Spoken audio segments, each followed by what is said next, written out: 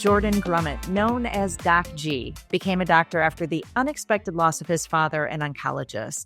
He had a passion for practicing medicine, but he also developed deep financial knowledge, and he's fortunate to be able to pursue both. Doc G is fascinated by the concepts of wealth, abundance, and financial dependence, but he looks at them through a critical lens. My kind of guy. Doc G has a degree from the University of Michigan, and his medical degree is from Northwestern University.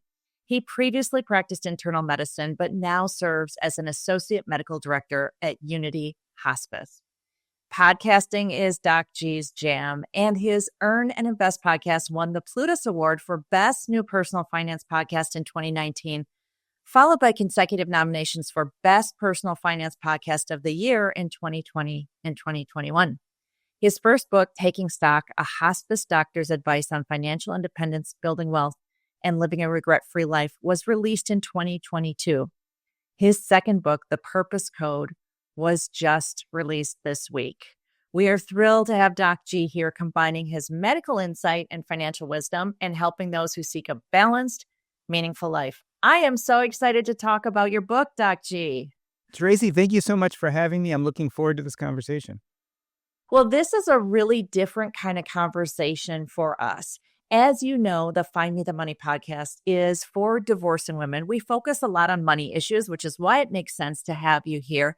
A lot of what we talk about is really tactical and attacking issues in divorce. But we're talking today about seeking purpose in life. Whoa, big topic for divorcing women, I think. I think it is. And we forget that purpose can be a bulwark, a last line of defense when life gets stressful. So a lot of people are looking at the election and basically the change of our politics and feeling stressed out too. And I think divorce, I think any trauma we go through provides a case study for how purpose can actually make our lives better. Well, I think it is really important when you are going through these traumatic events that you are looking towards something bigger, better, more positive. But I know from working with women in divorce that it is really hard for them to see past the terrible situation that they're in. They just want to make sure their kids are fed and that they're earning enough money to pay the bills. You know, as you know, I do financial stuff, so we're really focused on that. So when we talk about purpose, what would you say to that woman who's divorcing who says, that's a fanciful thing. I don't have time to think about that right now? Well, interestingly enough, it is true. When we acutely are going through a trauma, we don't necessarily have tons of time, but you can look at the U.S. Bureau of Labor statistics actually shows that your average person has about 5 hours of free time a day. And people who have a lower socioeconomic status actually have a little bit more. So it is true, if you're right in the midst of something big like a divorce, you may feel that you don't have much time. But the crisis eventually slows down, right? We adjust to our new normal and we start making more long-term plans. And I think that's when we can really start thinking about what feels purposeful to us, especially because we're suffering a big loss, right? We're suffering a big change of status, and that leaves an emptiness. And we have to try to figure out what to fill that with. And I think purpose is a great way to start. Digging into what's important to us, what fills us up, again, is a great line of defense against kind of the everyday traumas or the sometimes not everyday traumas that we have to face, like big things like divorce. Well, so I'm going to encourage our audience to stick with us here. You might be thinking, I don't even have the time to make the kind of money I need to make to pay the bills. I don't have the brain space to think about something else. But I think that a conversation like this can be so encouraging and can help spur you onto something else. So stick with us. And Doc G, let us talk about what purpose is, because I know that you say we are not finding purpose, right? Actually, yes, we're building and creating purpose. So a lot of people think that purpose is the why of doing what we do, but I actually like to think of it more in terms of action.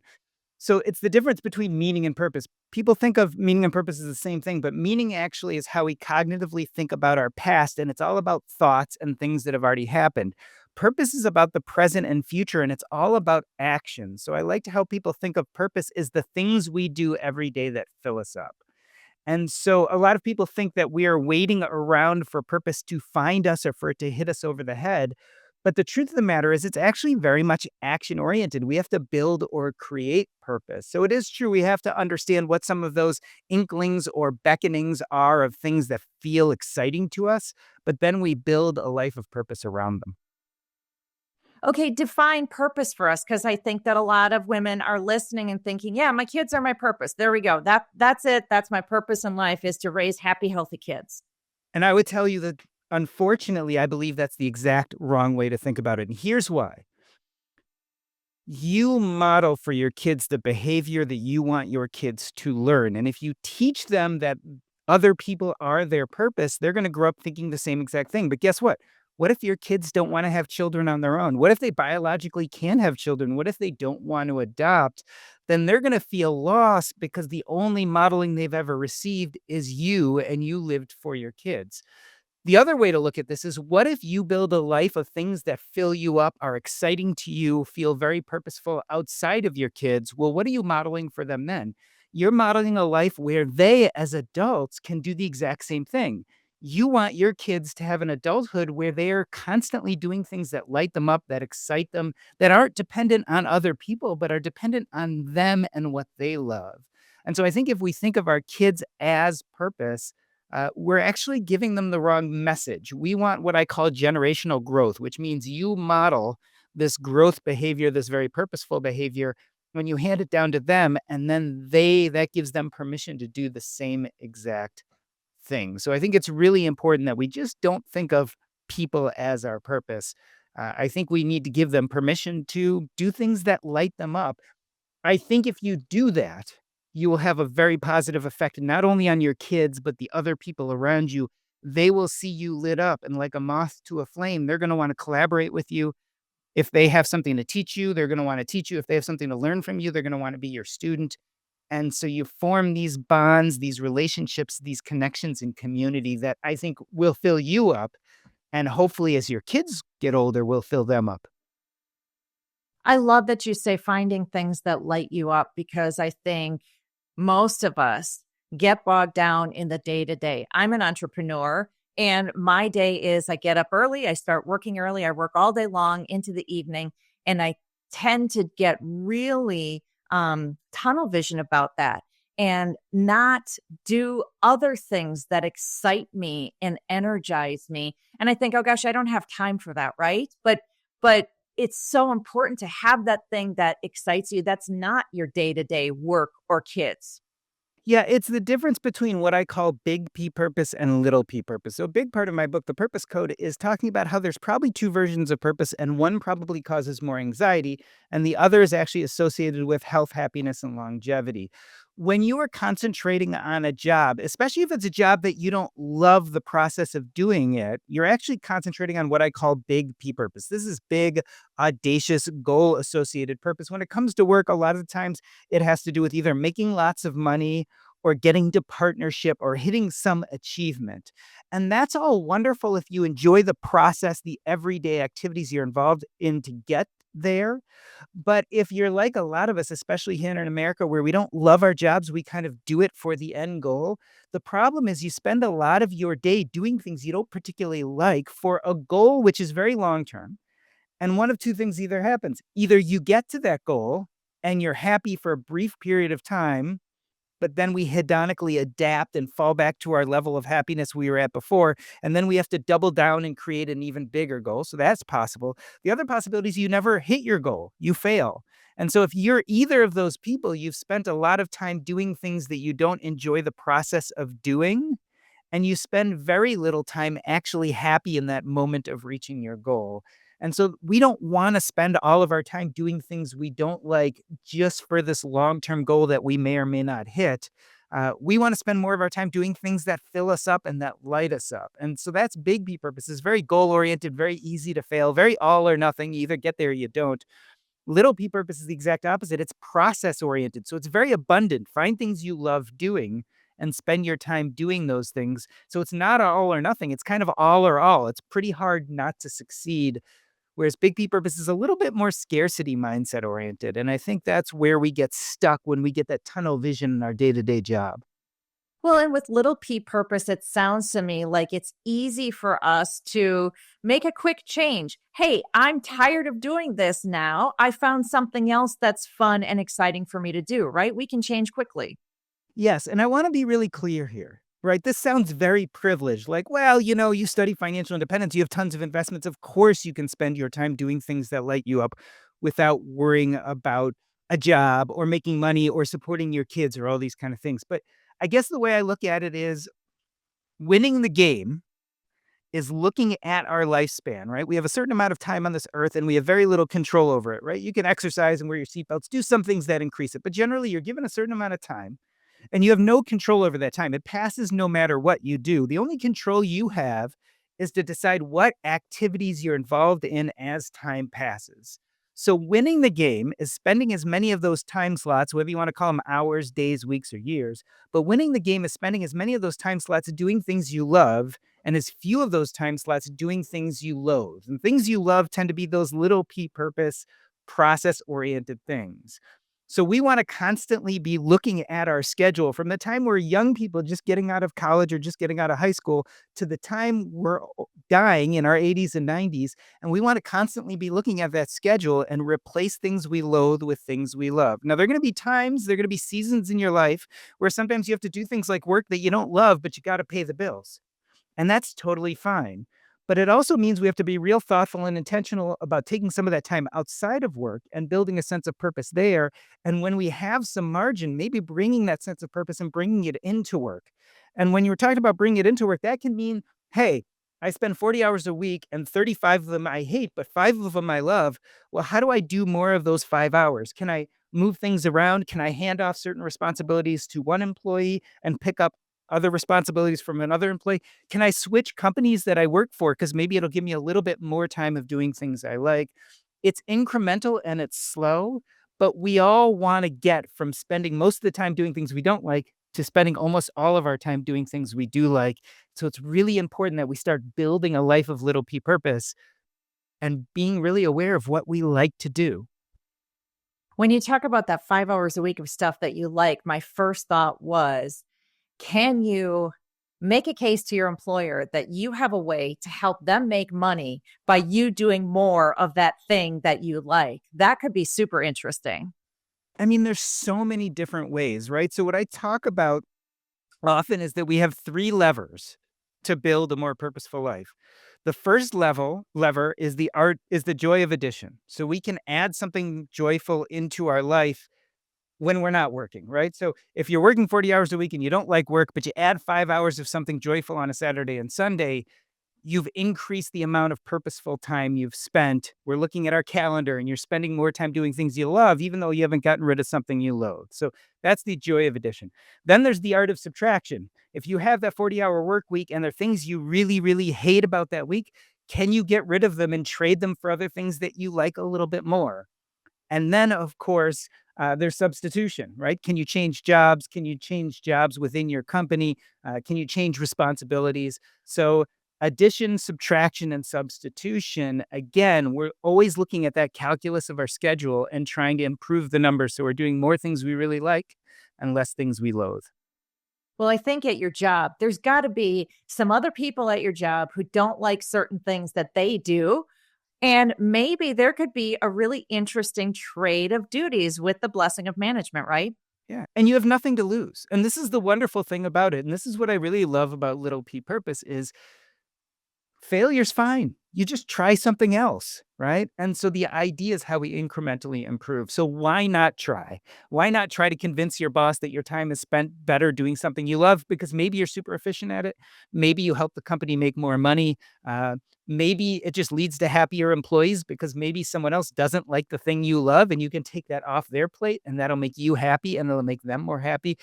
The key here is how do we continuously improve that calculus? I think that still the concept of purpose might be a little not so concrete for people, right? And so I'm thinking, okay, at work, your purpose could be there is a particular type of client that my company has that I really enjoy working with or really enjoy serving. They really need our services. Is there a way that I can help my employer increase services to that community, right? So I think the reason people get confused with purpose is they still have this belief that purpose is this big high stakes thing that either they find it and life is great or they miss it and everything is lost. Whereas I'd like people to think of purpose as anything that you enjoy the process of doing. So purpose can be you can have one or you can have many. Your sense of purpose can last your whole life or it can last a few weeks or a few months. Uh, Purpose can change the world, but it doesn't necessarily have to. And so, as long as you're enjoying the process of doing what you do, it can feel purposeful to you. So, something as simple as I love servicing this one client. They're really thankful, and the activities I do when I'm working with them light me up a little bit more. Great. How can you pursue that? How can you replicate that with other clients? If it's not working in your job, could you become an independent consultant where you only work with those kind of clients?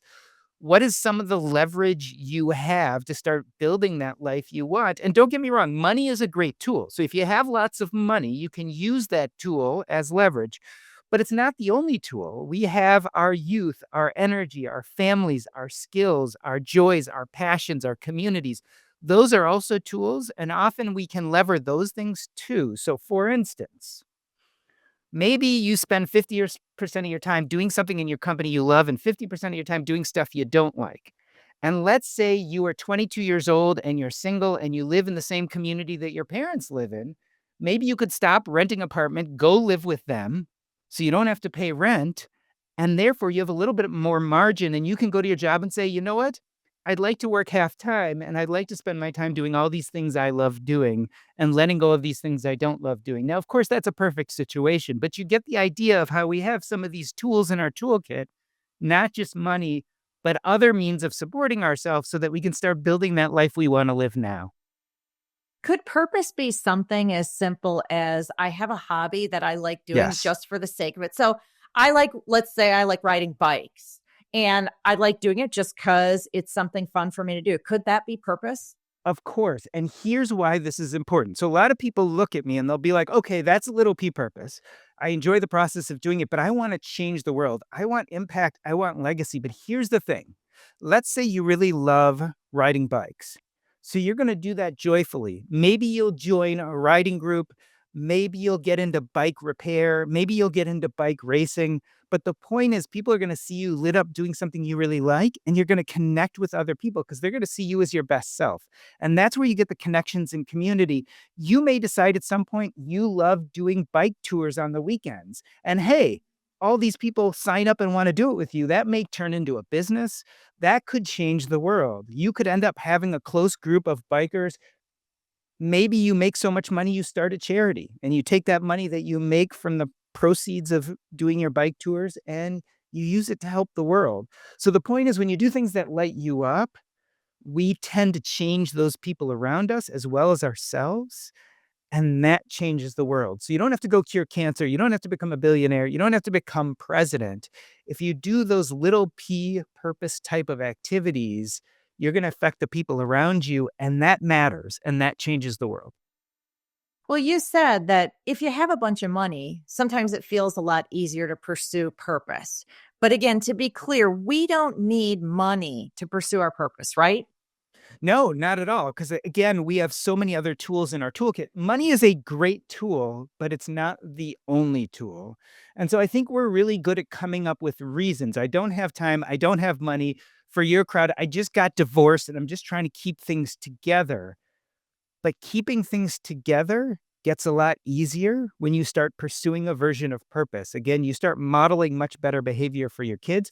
When you pursue purpose, you create communities, and those communities are there to support you. So when you're going through that divorce, when you're going through that stress, you have people to lean on. And guess what? When you're doing your bike tours and you're having a lot of fun and you bring it up to your friends from your bike tour after you're sitting at the bar having a beer after your most recent ride and you say, "Oh my God, I think I'm heading towards divorce."